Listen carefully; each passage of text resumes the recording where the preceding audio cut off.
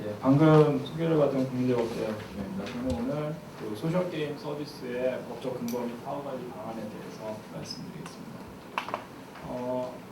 문화를 어떻게 보면 인간의 일정한 어떤 생활 양식 혹은 행동 양식 정도로 상당히 넓게 만약에 정의하는 경우에 지금 방금 이제 김성호 선생님께서 말씀하셨듯이 그러면은 그 소셜게임의 이용이라는 것이 일상화 보편화되고 있는 현상 자체가 상당히 그 문화적으로 큰 의미를 갖지 않을까 하는 생각을 하고 있습니다.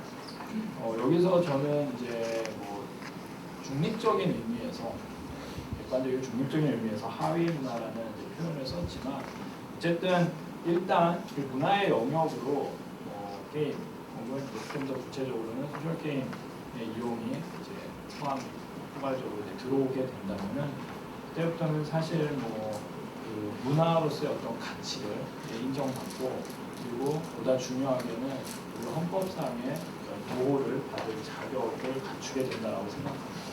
우리 헌법에는 문화에 대한 어떤 국가적인 보호를 강조하고 있는 문화국가 원리, 좀 표현 자체가 약간 좀 국가주의적인 성향은 있지만 어쨌든 문화에 대한 보호에 있어서 국가가 노력해야 된다는 어떤 문화국가 원리가 있는데 그 원리에 따라서 그러면은 게임 혹은 소셜 게임의 이용이 보호될 수 있습니다. 문화국가의 원리에 따르면은 문화 콘텐츠, 문화 이용에 대해서 차별을 갖지 않고 차별적인 태도를 취하지 않고 차별 없이 모든 문화에 대해서 존중을 해야 된다는 어떤 요구와 함께 문화 향유권, 개인이 문화에 대해서 접근해서 이용할 수 있는 어떤 문화 향유권에 대한 보장까지도 언급하고 있습니다. 그런 측면에서 하위 문화가 됐던 어떤 문화가 됐던 그 일단 문화로서 인정이 되는 행동 양식이나 생활 양식은 당연히 그 문화의 내용 어떤 거와는 상관없이 일단 그거의 존중을 받을 수 있고 그리고 그 문화에 대해서 접근해서 그것을 향유할 수 있는 권리 또한 당연히 보장이 되어야 됩니다. 특히 그 문화 향유권의 어떤 주체가 만약에 이제 성인이라면 더욱더 확실하게 보장이 되어야 되죠. 그런 맥락에서 보면은 사실 소셜 게임의 어떤 이용에 대해서 헌법상의 문화국가 원리를 좀 적용을 해서 그 소셜 게임의 어떤 향유를 특히 성인의 향유를 국가적인 차원에서 보장한다는 것은 어떻게 보면 당연한 헌법적 논증의 규결이라고 볼 수 있습니다. 그리고 그것에 따라서 그러면 이제 구체적으로 하위 법률에서 어떻게 이를 구체화하고 혹시 이제 사회적으로 문제가 있을 경우에 또 어떤 식으로 사후적으로 제한을 할 것인가 이런 논의들이 전개가 돼야 되는 것이 상식적인데 우리의 경우에는 사실 이 논의를 하는 것이 약간 금기시 되어 왔습니다. 저는 그러한 어떤 금기시 되어 온 어떤 현상의 아주 근본적인 원인은 여기 나타냈듯이 닷 내림 효과, 앵커링 이펙트에 있다고 생각합니다. 닷 내림 효과는 행동경제학자들이 이제 자주 쓰는 그러한 용어인데요. 마치 이제 닻을 내리면은 배가 그 닻을 내린 공간에서 멈춰 있듯이 사람들이 어떤 행동을 선택하는 데 있어서 처음 접한 정보의 언저리에서 어떻게 보면은 의사결정을 하게 된다는 그런 뜻을 갖는 용어입니다. 제가 이 닷내림 효과를 얘기하면서 의미하고 있는 닷은 바다 이야기.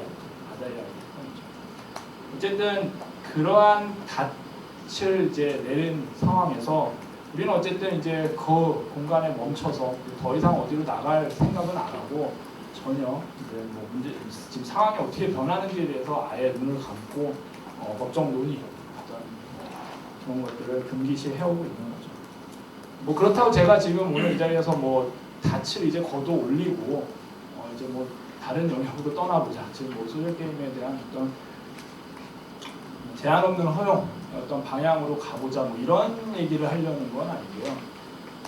닻이 지금 내려져 있다는 것을 일단 인식을 하고요. 객관적인 측면에서 인식을 하고 조금 더 예전보다 조금 더 넓은 범위로 움직이면서 지금 소위 이제 일종의 생활 양식으로 문화로 볼 수 있는 어떤 소셜 게임의 이용을 지금 현재 어떤 법 체계 내에서 수용 가능할 수 있는 것은 아닌지 이런 것들을 한번 모색해보자는 측면에서 논의를 제기하고자 합니다.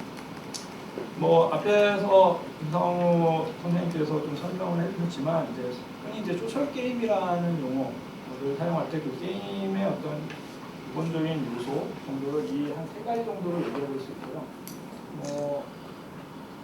기본적으로 카지노 게임이 뭘 모사했다는 것과 그다음에 세 번째 가장 중요한 부분이라고 생각하는데 캐시아웃, 그러니까 현금 지급이 배제된 그러한 게임물로 정의를 합니다. 이 정의는 상당히 앞으로 이런 소셜 게임의 어떤 법적 허용 가능성 이런 것들을 판단하는 데 있어서 중요한 법적 지표가 될 것 같습니다. 일단 먼저 소셜 게임이 우리 게임 산업법상의 어떤 게임 정의 내에 포함될 수 있는지부터 일단은 살펴보면서 어떤 법적 논의를 시작해 보겠습니다.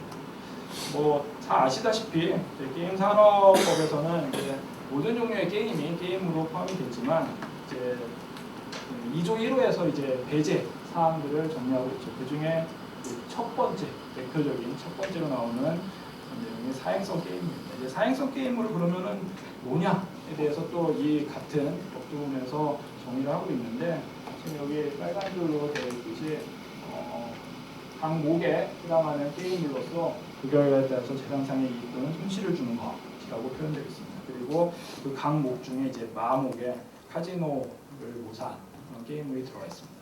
소셜 게임물 소셜 게임의 어떤 정의에서 이렇게 나열했던 3가지, 특히 중요했던 첫 번째와 세 번째 요소를 봤을 때 첫 번째 요소가 마목에 해당되는 거고 세 번째 요소 부분이 이 사행성 게임물의 정의에서 나오는 그 결과에 따라 재산상 이익 또는 손실을 주는 것에 대해서 판단할 때 어떤 중요한 근거가 되는 그런 부분이 되겠죠.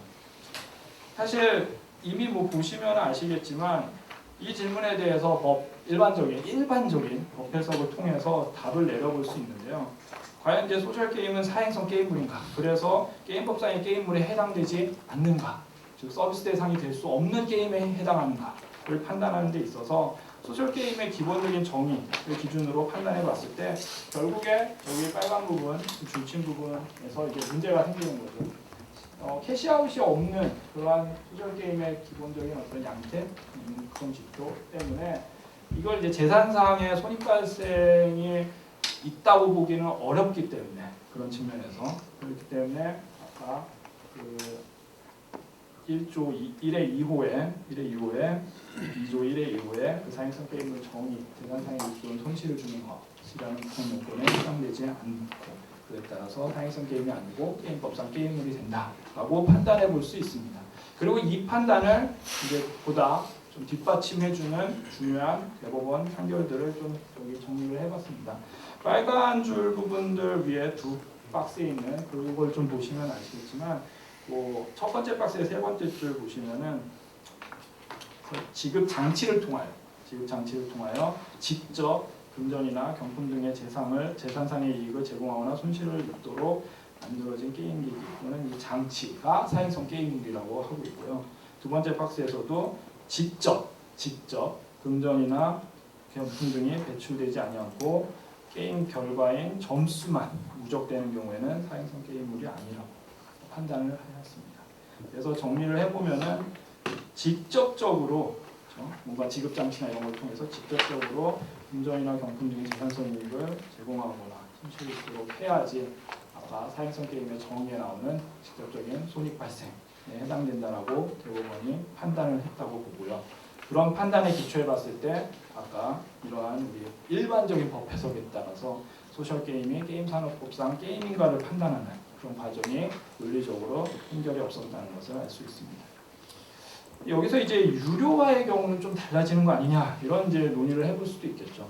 유료화를 하는 경우에는 유료화라는 것 자체가 게임 머니를 불매하고 충분하고 또 그런 식으로 어떻게 보면은 디지털 코드화된 그런 게임 머니가 승패에 따라서 증감을 하기 때문에 이게 마치 게임에서 어떤 재산상의 손익이 발생하는 거 아니야? 라는 뉘앙스를 줄 수 있겠죠. 하지만 중요한 거는 두 번째 표시를 재산상의 손익 발생의 어떤 판단은 게임머니의 증감이 현실에서의 어떤 재산 가치의 변동으로 이어진다는 것이 이제 전제가 돼야 됩니다. 그 대법원에서 앞에서 다룬 판례들에서도 직접 뭔가 그 이익이나 이런 것들을 제공하고 금전, 경품 이런 식의 현실 경제 내에서의 어떤 재산 가치를 상징하는 어떤 그러니까 표현들을 활용한 것 자체가 현실의 재산 가치의 변동을 당연히 전제하고 재산상의 손익 발생 판단을 해야 된다는 것을 의미한다고 볼 수 있습니다. 마찬가지의 어떤 취지에서 이게 단골 스포츠 게임 관련된 이제 등급 분류 취소 관련된 이제 대법원의 판결 예였는데요. 여기 보시면은 현금으로 직접 실제 이제 현금, 실제 우리가 경제 생활에서 쓰는 현금으로 환전할 수 없는 경우에는 그러한 뭐 어떤 그 게임 결과에 따른 그 내부에서의 게임머니의 어떤 증감 변동 자체를 직접적인 손익 발생의 어떤 예로 볼 수 없다라는 얘기를 하였습니다. 즉 유아의 경우에도 사실은 이런 어떤 판단에 있어서 어떤 큰 영향을 미치지 않는다는 것을 알 수 있습니다. 오히려 이런 판단을 훨씬 좀 강하게 뒷받침해주는 예를 좀 유비 추리를 통해서 한번 생각해 볼 수 있는데요. 웹보드 게임하고 좀 비교를 해보면 될 것 같습니다. 웹보드 게임 이제 우리가 일반적으로 오늘도 많이 얘기가 나왔던 고스톱, 포커 이런 게임들인데 웹보드 게임도 일종의 이제 사행성 게임으로서의 양태를 갖고 있습니다. 아까 그 배제되는 게임물의 대표적인 이제 사행성 게임에서 사행성 게임의 그 예시를 하면서 배팅 배당을 내용으로 하는 게임이라는 그런 항목이 있었는데 여기에 해당이 되죠. 고스톱 대표적으로. 하지만 그 결과에 따라서 재산상 손익이 바로 발생하는 게임은 아니기 때문에 사행성 게임으로 취급하지 않고 지금 현재 서비스 중이고 유료화 서비스도 역시 인정이 되고 있죠. 결정적으로 이제 현실의 어떤 경제 체제 내에서 어떤 재산상의 가치의 변동을 일으키지 않는다고 보기 때문에 그러한 어떤 판단의 전제는 이제 환전에 불가능성이 깔려 있죠. 그렇기 때문에 사실 웹보드 게임이 이제 게임으로서 인정이 되고 서비스가 되고 있는데 그런 측면에서 봤을 때 소셜 게임에 대해서 웹보드 게임의 경우와 똑같이 판단할 수밖에 없지 않나 하는 이제 생각을 할 수밖에 없습니다. 그렇죠? 그런 맥락에서 보면은 이제 웹보드 게임도 서비스 가능한 게임이 되는 거죠. 다만 이제 굳이 이제 좀 더 논의를 나와서 구별을 하자면 웹보드 게임 같은 경우는 이용자 간의 이제 게임머니 이동이 가능할 수 있죠. 소위 뭐 게임 내 교환, 게임 내 거래 뭐 이런 것들이 있을 수도 있죠. 지금의 이제 뭐 게임법 시행령 이런 것들에 의해서 사실상 이런 것들이 전면 금지되어 있지만 어쨌든 가능합니다. 하지만 소셜 게임 같은 경우는 이제 딜러와의 어떤 경쟁을 통해서 거기서 승부를 하는 것이기 때문에 이용자 간의 어떤 게임머니 교환 이런 것들이 아예 원천적으로 사실 없는 상황입니다. 그런 측면에서 봤을 때 양태에 있어서는 훨씬 더 위험해 보이지만 실제 어떤 환가 가능성, 환급 가능성이라는 측면에서 봤을 때는 어떻게 보면 더 위험한 그러한 모습을 가질 수도 있습니다. 그런 측면에서 소셜 게임에 같은 경우 서비스의 대상임은 물론 그리고 그 그러니까 서비스 이후에 어떤 사후적인 규제나 이런 것에 있어서 상당히 좀 합리적인 규제를 선택할 필요가 있다고 생각이 듭니다.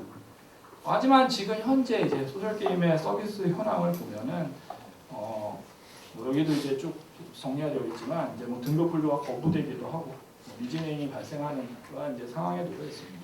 뭐 거부의 근거는 이제 다 사행성이죠. 사행심 유발, 사행심 조장 뭐 이런 얘기가 나오는데 아까 앞에서 살펴봤듯이 이제 사행성이라는 그러니까 사행성이라는 개념에 대한 법적 정의가 지금 이미 그런 식으로 이루어진 상태에서 이 판단하기가 상당히 어려운 부분이 있죠. 상당히 불명확합니다. 이 부분을 판단한다는 것 자체. 이 부분을 가지고 서비스를 못하게 막는다는 것 자체가 이제 상당히 좀 위험한 좀 접근이 아닐까 하는 생각이 듭니다. 불명확한 규정이 있을 때 그 규정에 의해서 어떠한 행위를 금지할 것이냐 아니면 허용하고 규제할 것이냐 이거는 사실 해석자, 행정부의 어떤 선택일 수도 있지만 합리적인 어떤 해석자라면은 당연히 허용을 하고 그것에 따른 어떤 문제를 사후적으로 준비하는 그런 자세를 보여야 된다고 저는 생각을 합니다. 그런 것이 결국에 자유를 이제 최대한 보장하려고 하는 자유주의 체제 내에서의 어떤 법적 해석의 기본적인 방향이 아닐까 생각을 합니다. 제가 이렇게 얘기한다고 해서 무슨 뭐 소셜게임 뭐 전면 허용하고 뭐 그냥 이렇게 하자라는 그런 식으로 이제 들릴 수도 있겠지만 이제 사실은 우리가 아까 내려진 닻에 대해서 정확하게 알자라는 것도 상당히 중요한 부분이었습니다. 그래서 닻이 지금 내려져 있는 상황이 알고 그게 이제 문제 상황이었다는 것도 알고 그래서 그거에 따라서 뭔가 서비스가 되더라도 뭐 성인의 어떤 게임용권, 상용권이라는 어떤 그 보호 측면에서 서비스를 좀 인정하더라도 이제 그것으로 인해서 생길 수 있는 사회적 해악의 가능성에 대해서 주지하고 그에 대해서 대비하는 정책이 필요하다고 봅니다. 제한을 하는 경우, 이제 규제 입법을 하는 경우 가운데 세 번째도 나왔듯이 이제 상당히 좀 꼼꼼하게 섬세한 규제를 해야 됩니다. 그렇지 않으면 이제 우리가 헌법재판소에 가서 이제 위헌을 받을 수 있겠죠. 비례 원칙을 준수하는 합헌적인 제한 방식을 구축해야 되는데 이게 상당히 이제 어려운 일이죠. 사실은 상당히 어려운 일인데 여기서 좀 재밌는 상황은 지금 아까 어널로지를 하면서 같이 이제 살펴봤던 보드 게임에 대한 규제가 지금 우리한테는 주어져 있습니다. 뭐 강한 규제, 상당히 강한 규제인데 웹보드 게임에 대한 규제를 사실은 이 소셜 게임 만약에 이제 이렇게 허용하는 경우에는 그때 좀 원용을 해서 활용을 하는 것이 어떨까 하는 생각이 들었습니다. 그래서 여기 뭐 쭉 써놨지만 구매 한도라든지 이런 거에 관련된 좀 강한 의미의 어떤 규제라고 할 수 있는 웹보드 게임에 관한 규제를 어떻게 보면은 이 소셜 게임의 사후 관리 시스템으로 활용해 볼 수도 있지 않을까 하는 생각이 들고요. 다만 뭐 여기 뭐 상대방 선택 금지 뭐 이런 것들은 사실은 이제 소셜 게임의 기본적인 어떤 특성, 양태하고 좀 안 맞는 부분이니까 이제 선택적으로, 선별적으로 적용을 한번 시도해 볼 수 있지 않을까 생각이 들었습니다. AS를 이렇게 타율적으로 한다고 해서 모든 게 다 해결되는 건 아니죠. 가장 항상 지금 게임 산업에서는 항상 이제 이런 문제가 이제 제기가 될 때마다 이제 자율적인 어떤 규제의 가능성을 이제 모색을 해왔는데 여기서도 사실은 저는 똑같은 어떤 취지, 맥락의 어떤 논의를 해볼 수 있지 않을까 하는 생각이 듭니다. 결국에 최종적으로는 사업자들이 이러한 문제에 대해서 인식을 하고, 그러니까 이제 허용을 하더라도 무언가 사회적 해악이 있을 수 있고, 그리고 이 과거에 있었던 어떤 내려진 닻에 대해서도 인식을 하는 그러한 이제 좀 어떻게 보면은 책임 있는 자세가 좀 필요하지 않을까 하는 생각이 듭니다. 그리고 그런 식의 어떤 최종적으로 그런 식의 접근이 결국에는 우리가 오늘 전체적으로 살펴보고 있는 주제인 어떤 성인의 게임할 권리, 게임할 자유를 최대한 보장하는 방법이 아닐까 하는 생각도 들었습니다. 예, 제 발표는 이상으로 마치겠습니다. 감사합니다. 네, 감사합니다.